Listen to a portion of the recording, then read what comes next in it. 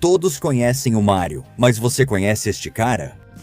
Sim, esse é o Mario 2, parecido, mas errado o bastante para fazer você olhar duas vezes. Essas imagens são de um filme animado lançado só no Japão em 1986. O projeto era tão estranho que nunca foi para os Estados Unidos. Estranhamente, é ao mesmo tempo uma adaptação direta e uma que perde completamente o sentido do material original. Esse filme tem sido objeto de obsessão, curiosidade e deboche por quase 40 anos.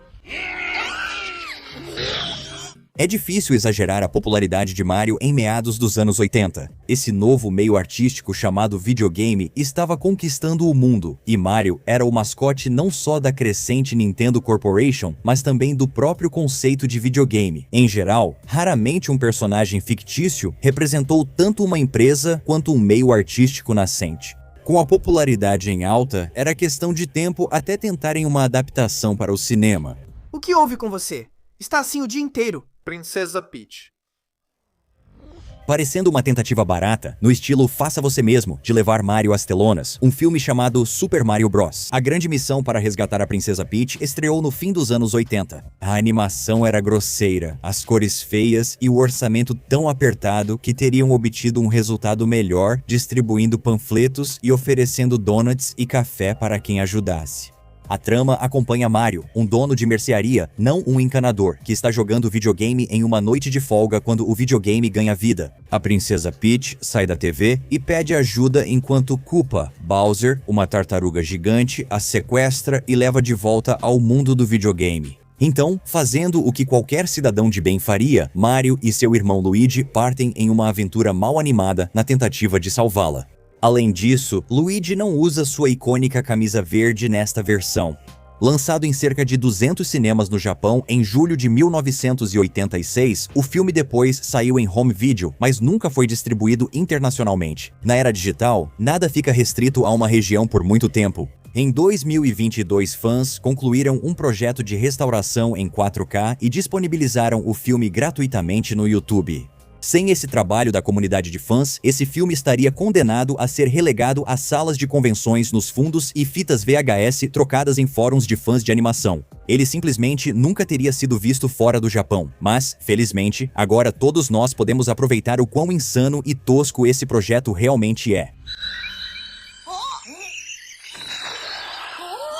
Essa adaptação estranha do Mario é um experimento fascinante porque parece um projeto criado por alguém que nunca viu um filme antes. A Nintendo, conhecida por controlar sua propriedade intelectual, aparentemente assinou o contrato e não participou mais da produção do filme. O filme tem 61 minutos de animação e apresenta Mario em uma história surreal e difícil de acompanhar. Parece um curta-metragem, mas de alguma forma tem duração de longa. Não há atos propriamente ditos, nem tensão crescente, nem introdução de personagens ou desenvolvimento de personagens. É uma confusão de sequências desconexas, quase sem cenas. As coisas só acontecem como um poema em fluxo de consciência, mas animado por crianças reais. Ninguém come a gente a menos que a gente permita. A história segue Mario e Luigi quando são levados ao reino dos cogumelos por um cano. Sim, obviamente há canos no jogo, mas a lógica de como eles são usados no filme é tão fraca que chega a ser cômica. Por que eles estão passando pelo cano? Você pergunta. Bem, eles são convocados para lá por um mago que é praticamente só barba. Mas espere, a Peach não foi sequestrada para dentro de um videogame? Sim, os irmãos Mario vão para um lugar real chamado Reino dos Cogumelos atrás dela. Isso mesmo, não pense muito nisso, não faz sentido no mundo real.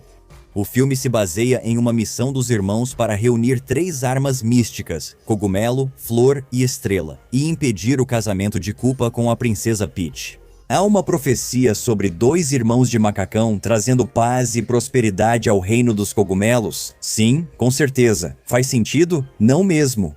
Mas, ao aceitar isso, o filme te envolve de forma interessante. É o mais perto de uma viagem de ácido em plena sobriedade que alguém pode viver. Desculpe por isso, mas essa era a minha única opção.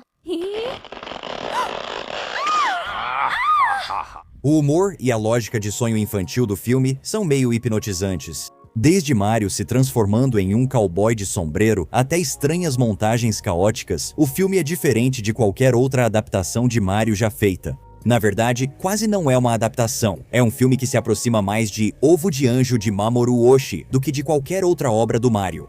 Agora, o final do filme termina como você imagina? Sim, com certeza, mas também não exatamente. Mario salva o dia, resgata a Peach e está prestes a seguir rumo ao pôr do sol, apenas para descobrir que a Peach tem um noivo. A criatura canina que o seguiu durante o filme era, na verdade, o príncipe Haru, noivo da princesa Peach. Estou tão feliz que você seja uma princesa feliz. Eles realmente foram com tudo nessa. O mais estranho é que ninguém sabia o que fazer com um filme baseado em videogame. Eles não sabiam como dar lógica à estrutura de um jogo. Eles não sabiam como tratar os personagens. Eles não tinham um roteiro do que o público sequer esperava. O filme mistura elementos do primeiro jogo, mas ignora o desenvolvimento básico dos personagens.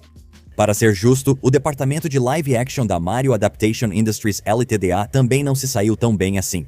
Esta versão em anime é literal e surreal demais, enquanto a live action é lógica e sombria. Era o que o público dos anos 90 pensava. De quem foi a ideia de chamar eles de Luigi Mario e Mario Mario? Mas vou admitir, aquelas botas foguete são bem legais.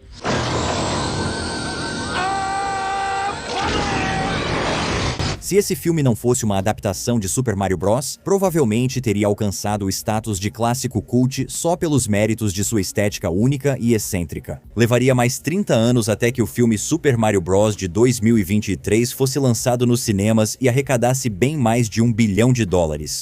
Esta versão, dirigida por Michael Jelinek e Aaron Horvath, é exatamente aquilo que este anime acha que está fazendo. Ela mostra referências visuais ao jogo, leva você a locais familiares e apresenta uma história que destaca não só Mario e Luigi, mas também Bowser, Peach e o resto do elenco. Ela tem o senso de humor maluco e os visuais exuberantes que você percebe que a versão em anime tenta alcançar, mas faltou à equipe talento, recursos e capacidade para entregar isso. Mario, ao ser escolhido para a adaptação em anime, revela-se uma escolha de personagem de videogame bastante sábia.